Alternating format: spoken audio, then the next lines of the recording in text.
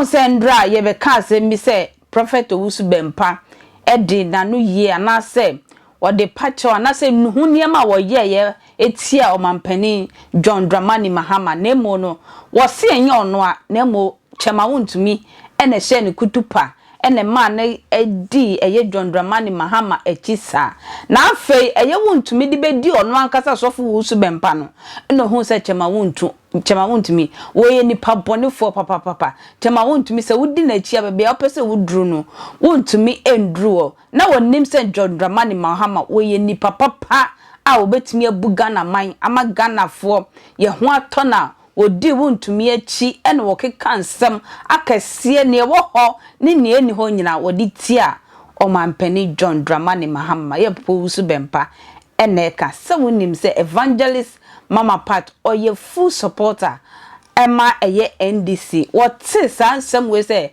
Papa Owusu Bempah jana saw them can say no one say ye can say baby e say wono sa hona ne ye be say peja no eye evangelist Mama Pat so kwa saw them o Prophet Owusu Bempah saw them o akofa na no nsem no e kasetia no na say e do sopo no say what Ghanafo nyina achew especially John Dramani Mahama evangelist Mama Pat say Prophet Owusu Bempah so one me pa John Dramani Mahama chew anko pa eye Ebeneza yi adom wanko kanya mi hire ngunu si because enam ne so nyame ngosra ewo ye papa Ebeneza opam wo so ene ne mpa eba wodi di achiri eye mama sori yinya na papa Ebeneza wodi mpa ebo makoten pa nti wo pa che obi a Ghanafo ene ye papa John Dramani Mahama na waye bone evangelist Mama Pat say ye papa Owusu Bempah bone pa de wadibi wo se wadi MPP fosika ahodo nyina na so still wo ye fun empejampo na yakase still na watrohwe evangelist Mama Pat me so mayen fa homra nipa na ne se ontimi nya president nyame se emuja wonensa osufundaka 8 wachiche toilet nyame na no wapu se nipa no se nyame no anam ya papa Ebeneza da kwa yadom nyankopon eso and se nipa no abaye the president of Ghana.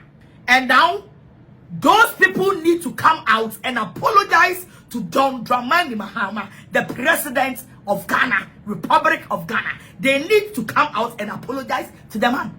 But as they don't want to come out and apologize to the man, say omobeba bonte, no mabe papa di chonti. Omobe chira bonte say all those things and guasia umudi gu ya papa John Mahama, the president of Ghana no, and guasia umudi gu no, ne nsa no mo se wo moja, e binia no mo so wo cheche.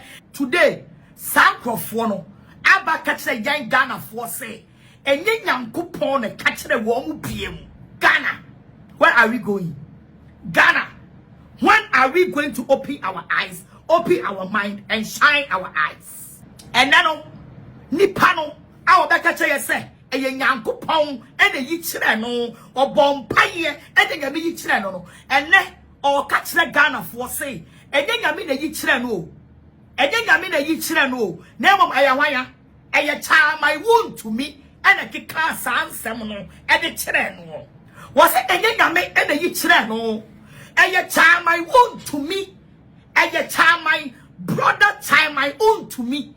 And a kika sansem fi and some fo and guasen sam yiri bi abansam and a chile no na nye nyankopon na ye nipa and a kachire no wana wana so se o meka sansem fo no sem fi no and for good the president of Ghana for munsu e nipa and a kachire no me kachire ni anu nkrofo ni bi say mo maya ni me to way down party chirimi 40 days in cells.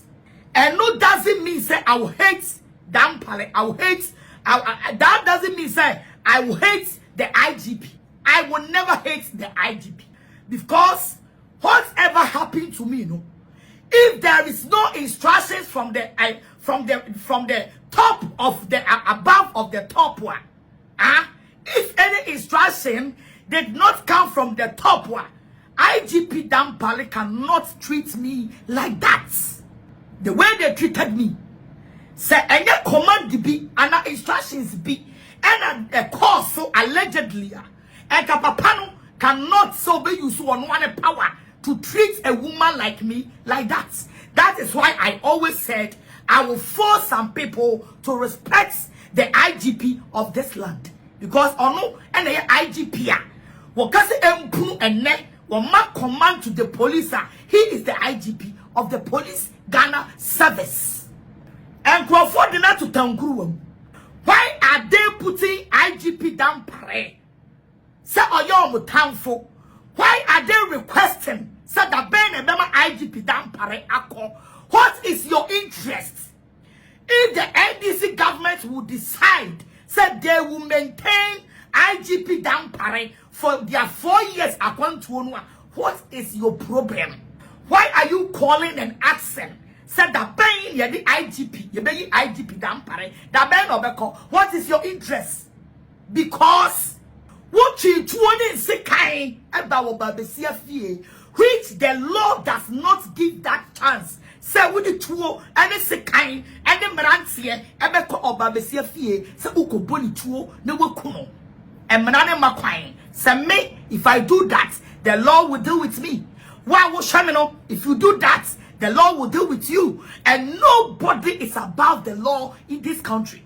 And it's a war and I will share come Emma president Penibi Ebetzinaso, which president Akufuado Ebetzinaso, our ex-presidents. We respect him a lot. When I was shame come, Emma President Agufuado, Ebetzinaso, and I would mera Asha won some, and a Meranukita IGP down Prez, Senyame, any above any on minor, any the president of Ghana has given him the power. So what will be Jimino, Oma Merani, any uni, and I will treat 20 seconds bow babesia fee, and I won't call her, and the president. The IGP Emma Mreye Juma and what chill to ya chill to the same you can't say Chima Wontumi no. You are now claiming say or no, and the best say ya papa JM Emma war. Now say JM Ma war. Now try and throw to Nyankopon so say Nyame say our bra wo boa. Bible say a throw nyeja and bronsam our bra wo boa. Our bra wo boa because una woka. That when you were talking, you told all Ghanaians to say, but now 2025, you are standing there telling us, say, Wontumi and the can't summon a child. And the same time, Wontumi, and you are blaming him, say, well, he is the one who convinced you to disrespect the president of Ghana, the president's Republic of Ghana, John Dramani Mahama, the man's a boy. The same time I want to know. Chama want to me about one thing. When you were attacking them, they came out, say, dockets no, I would 20 seconds by me feel. And a dockets no what court 10. And I na ye court no. I reminded 1 year court no. One more buawo taking the docket from the courts to the attorney general. And I'm going to court a dockets ni free home. And I want to go to Attorney General because what shall come? I'm a president. Akufuado Ebetzinaso. And ya she. One more day docket in the real. And I read I'm even sad when I'm explaining some distance. I feel to cut my head off. And now you are telling us, say, we should believe you. So when Yankopon as in Akuma Panti. So who have Akumapa? Why na wo akomapa and nsa ewo muja? Why na wo akomapa a wo bechiche bini? Why na wo akomapa a wo beso fundaka? Why na wo akomapa a wo ye nipa bonefo? Aden.